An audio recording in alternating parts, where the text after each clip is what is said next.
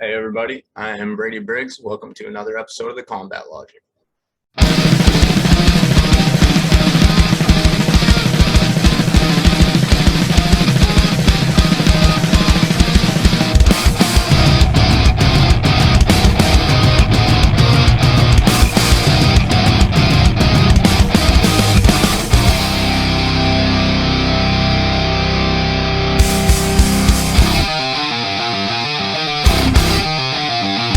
What's up, guys? I'm here today to talk about UFC 275 going on this weekend on June 11th. I believe it's in Singapore. Yeah, in Kuala, Singapore. The first fight that stands out to me is the early preliminary main event between Kyung Ho Kong and Dana Batgirl. Now, Kong has been in the UFC for some time. He came over with an 11-6 record, which is less than great. He's since gone 6-3 in the UFC with a no contest. He was forced to take a couple years off due to military leave. He ended up spending almost 4 years outside of the octagon. But I'm super glad that he my little Emperor Scorpion is running around. You want to meet him? His name is Emo. He shouldn't be out right now. I don't know why he is. Like, it's daytime. He should be hiding. Oh, maybe. He's going to go in there. He's just adorable. All right. Back to UFC 275.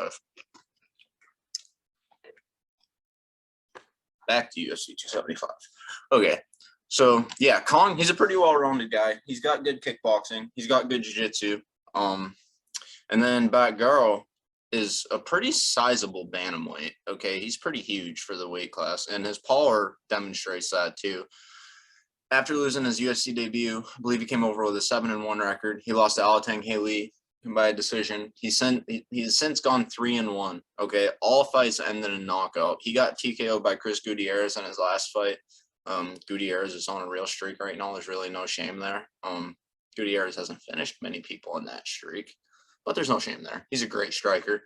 And Batgirl going into that fight was on a 3-fight win streak, 3-fight knockout streak. So that should be a good one. Another one that should be a good one is the very next fight between Jake Matthews and Andre Fialho. Now, dude, Jake Matthews is someone that I had all the hype in the world for. After seeing his UFC debut when he was just 19 years old, I was like, dude, he's a future champ. Like, hands down, he's a future champ, probably in the UFC. This kid has it all. He is fucking massive. He's strong as shit. He debuted as a lightweight, mind you. He had decent striking against a pro boxer, Deshaun Johnson, who he fought in his UFC debut. He showed good striking. He showed really good cage control, and he showed good submissions as he secured a mounted triangle choke on Johnson to win his UFC debut. He followed that up by submitting Wagner Rocha, who is, dude, he's like a 3rd or 4th degree black belt in Brazilian Jiu-Jitsu. He's a world champion in Brazilian Jiu-Jitsu. He submitted him with, it was kind of like a bulldog choke. It was like a rear naked choke that he didn't have hooks in for. But, dude, he's now 2-0 in the UFC with 2 submissions. And, like, he's 9-0 as a pro. Like, he lost to James Vick in his next fight and then won his next 2. So I was still like, dude, he's still only 21-22. He's 11-1. So 11-1. He's only 21, 22 years old. Like, he still got all the hype in the world. And then he got TKO'd by Kevin Lee, lost a split decision to Andrew Holbrook in his next fight, who I believe that was Holbrook's only win in the UFC. Yeah, it was. Or no, he went 2-3 in the UFC. 2 wins by split decision, got knocked out in all 3 losses. It was a close fight. Could have went his way, could have went Holbrook's way. It was a less than great performance by him, though. And then he went on a 4-fight win streak once he went back up, or a 3-fight win streak, I'm sorry, once he went back up to welterweight. Then he lost to Anthony Martin by a 3rd round anaconda choke, and then he won his next 3. So he was 6-1 at 170 pounds. It seems like he found his groove, but his performances were not like they were early on. He wasn't this dominant force. anymore. He was, not necessarily just eking wins by, but it wasn't the same. He wasn't finishing a lot of them, like 6-1 at welterweight.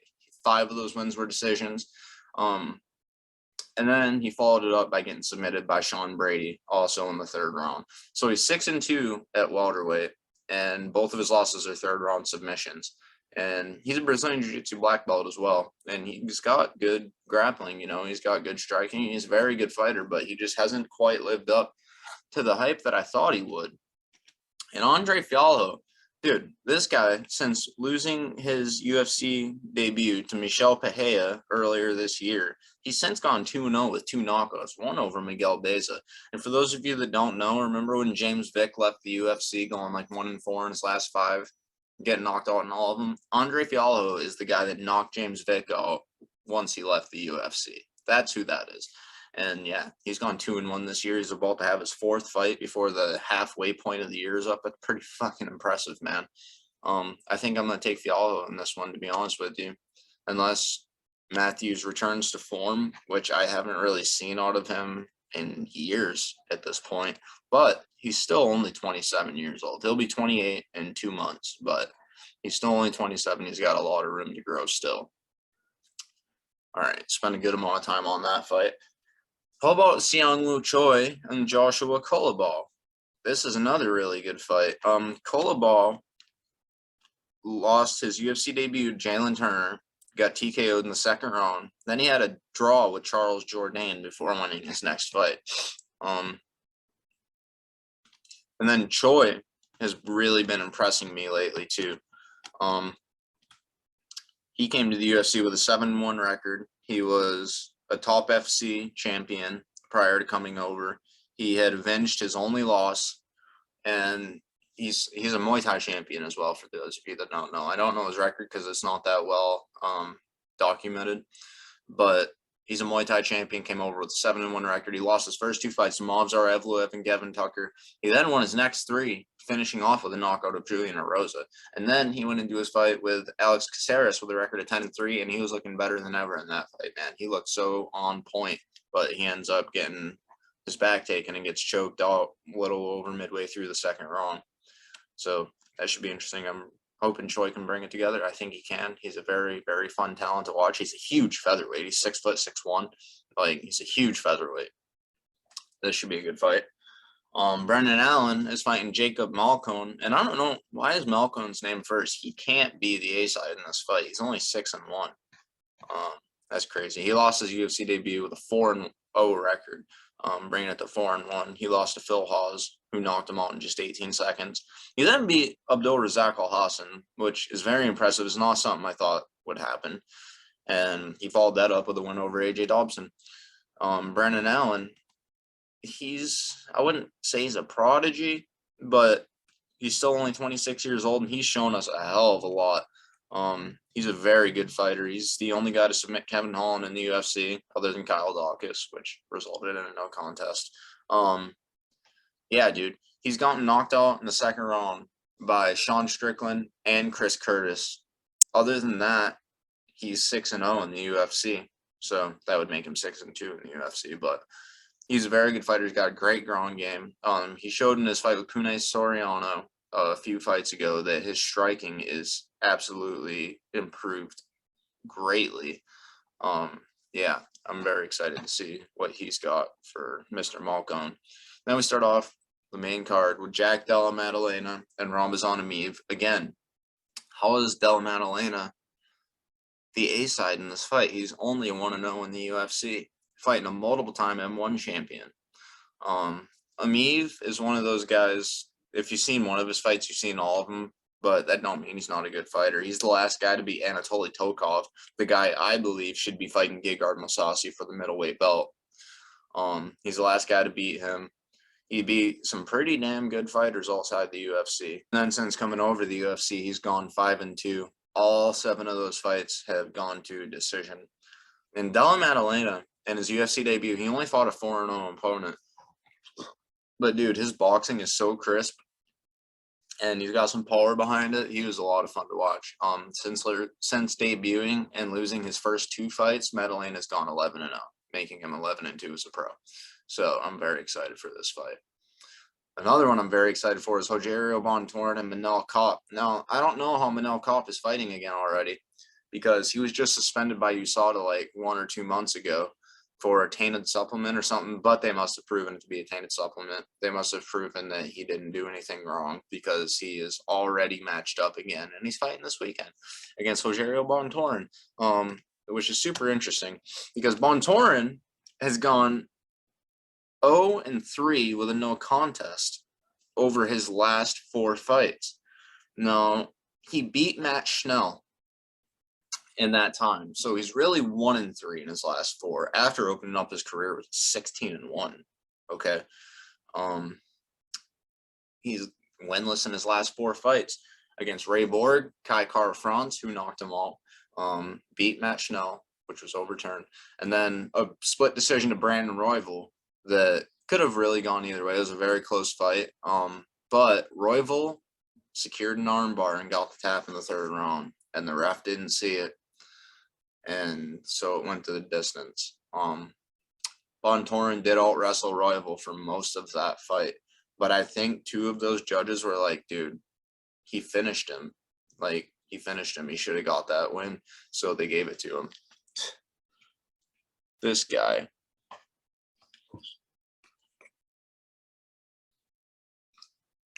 What are you doing, man? Exploring your new home? I just rehoused him. That's probably why he's out and about so much right now. I just rehoused him a couple hours ago. And it's like, don't you feel safe? Like, you explored your whole cage. Nothing's in there with you. It's your home. Yeah, I'm talking to you. He's so cute. I have a lot more scorpions, too, if y'all would like to see them. But back to UFC 275 again. He keeps taking my attention. Yeah, we went over Bontorin, and then Manel Kape. He avenged his last loss before coming over to the UFC. He lost to Kai Azakura. He avenged it, winning the Rizin Bantamweight Championship in the process. And then he came over to the UFC as the Rizin Bantamweight Champion. Lost his first 2 fights to Alexander Pantoja and Matthias Nicolau. Now, that Nicolau fight was very close. It could have went his way. But there was one thing that we saw in both fights, is that he was incredibly gun shy in both fights. I don't know what happened, but something clicked over his last 2, and he got 1st round knockouts in his last 2 over O'Day Osborne was 1. O'Day Osborne and Zaga Zumagulov, who was a Fight Nights global champion. So yeah, Manel Kape has done very well for himself over his last 2 fights. He's now 2-2 in the UFC. Though Bontorin is winless in his last 4, that don't mean he's not a dangerous matchup for Kape, because he's a very good fighter. But hopefully Manel Kape can get this. Man, I love Manel Kape. I want to see him fight Kai Kara-France, to be honest with you, instead of Kai fighting Brandon Moreno again. But he's not quite in the position, while Kai is, he literally just beat the number 2 ranked guy in the world. So Brandon Moreno, former champion, a guy a lot of people still believe is the champion. A lot of people think he won that trilogy with Davison. He went to a draw with Askar Askarov, while Kai Kara-France beat Askar Askarov. So I can see why they wouldn't have made that fight.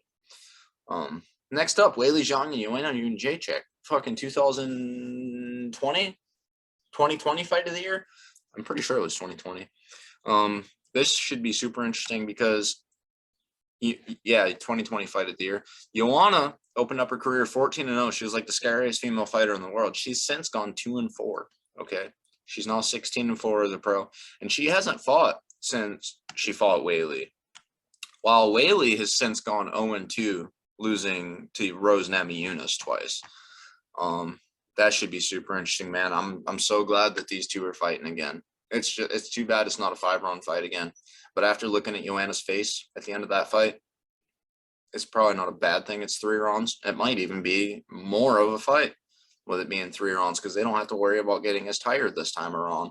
And then again, they might have a better game plan to not take so much damage. You never really know with rematches. Some rematches, looked just like the first fight. Like Ally Quinta versus Kevin Lee, for instance. Watch both of their fights. They're the exact same fights. Only one was 3 rounds, the first one, and one was 5 rounds, the second one. Kevin Lee took Ally Quinta's back throughout the entire first round of their first fight and then got boxed up the next 2 rounds. That happened in their second fight. He had his back for pretty much the entirety of 2 rounds and got boxed up for 3. And then you got other rematches like Chael Sonnen versus Anderson Silva, where Chael beats the living piss out of Anderson for 23 straight minutes. Okay, minus the round intermissions. And then in the second fight, the first round looks pretty similar, and then he just gets fucked up in the second. You never really know how rematches are going to go. Davison Figueiredo and Brandon Moreno. The first fight was a back and forth war. The second fight, Brandon Moreno just completely dominated and finished him in. So, and then we got the co-main event between Valentina Shevchenko and Taylor Santos, which I'm actually very excited for. I love seeing Valentina fight. And she lost her debut by a split decision. Some people thought she won. It was a very close fight. And then she's since gone on a 4-fight win streak, defeating the likes of Molly McCann, who probably secured knockout of the year a couple months ago at UFC London. Jillian Robertson, who, despite having a 10-7 record, is a solid talent. Roxanne Modafferi, who's just a legend in women's MMA. Though she's not what she used to be, she's an absolute legend in the sport. And then she finished it off by submitting Joanne Calderwood last November. So she's now 19-1. I believe this is Valentina's maybe not Valentina's best opponent she's fought, but this is the best record, an opponent with the best record that Valentina has fought. And 19-1 versus a 22-3 GOAT, like, this should be super interesting. Valentina's last 2 losses are to Amanda Nunes. The first fight, she lost the first 2 rounds of, and then came back strong in the third. Honestly, that could have been a draw. Like, she dominated Amanda in that third round. I can't believe it's not even a majority decision, to be honest with you. None of those judges gave her a 10-8 in that third round. I can see how they'd give her a 10-7, but I figured one of the 3 would give her a 10-8. Nonetheless, that second fight, which was 5 rounds, could have gone either way. It was so close. Honestly, I had Valentina winning, but nonetheless, she has since gone 8-0, securing and defending the UFC flyweight championship 6 times, going 7-0 in title fights at 125 pounds. Her only other loss comes to Liz Carmouche by a doctor stoppage, which she avenged in one of those title defenses. So hopefully Amanda can get her belt back and Valentina can defeat Santos, and we can see that trilogy. Because though she's 0-2 in that series, I think she wins the trilogy. I'll say that. And then we got the main event between Glover Teixeira and Yuri Prochazka. What a fucking fight this is. Oh my God. Like, dude, what a fight. Glover Teixeira is the true Cinderella man of the sport. Okay, say that. But Yuri Prochazka, like Manel Kape, came over to the UFC as a rising champion. He is 28-3-1. 28-3-1. Okay, 28 wins. 27 of those are finishes. There is one opponent that he beat that he couldn't finish. Okay, and 25 of those 28 wins are knockouts. He is on a 12-fight knockout streak right now. I'm sorry, he's on a 12-fight win streak right now with 11 knockouts. He's on a 10-fight knockout streak right now.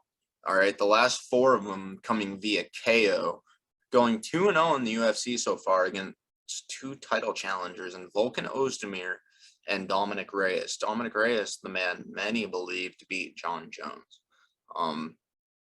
Yuri, man, the thing is, I can't believe he's 28-3-1 with the way he fights. Like, he just leaves himself open.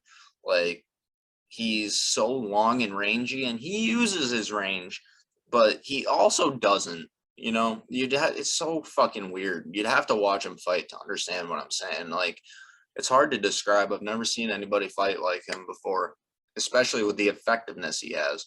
But he hits hard as shit. He never stops moving forward. If he does, when he's going backward, he's throwing heavy leather. Like, dude, he's a fucking problem.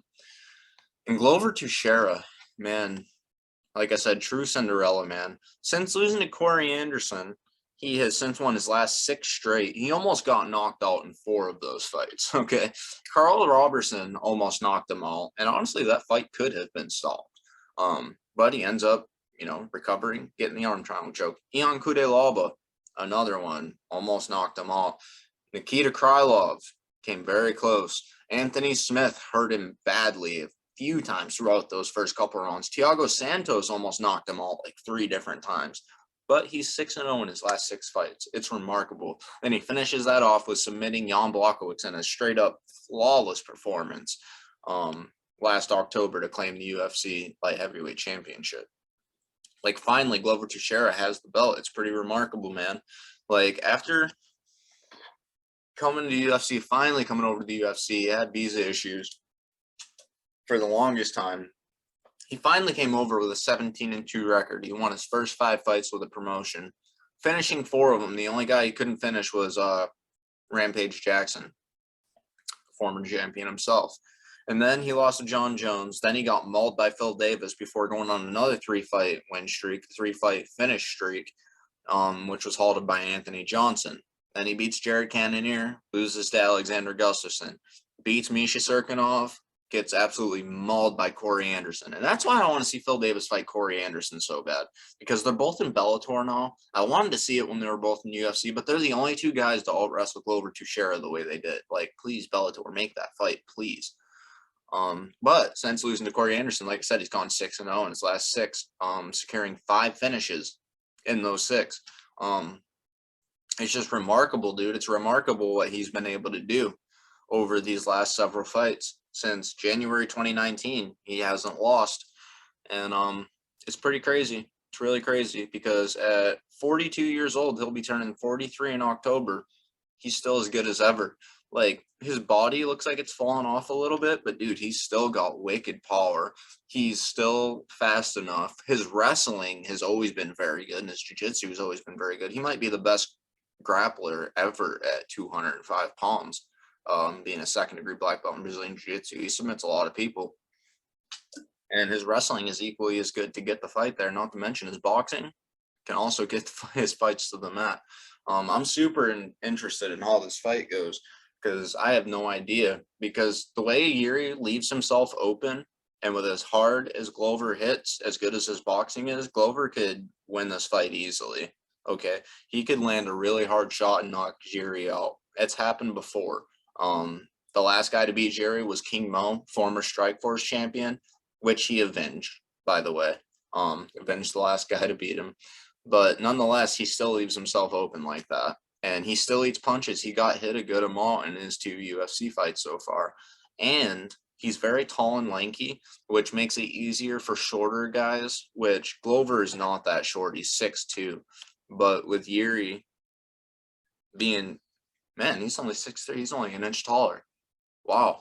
He looks so much thinner. Like, Glover looks so much more stocky than him. I figured he was like 6'4" or 6'5". Nonetheless, Glover could take him down. And if he takes him down, like, it's over. Okay, because Yuri said he is happy to have a challenge like Glover because he presents a serious problem on the mat and it's allowed him to train grappling more. And I'm like, dude, if you haven't been training grappling this whole time, you're going to need more than a few months to prepare for Glover Teixeira on the mat. This is about as 50-50 of a fight as you could have. I'm super, super excited to see it. Let me know what you guys think.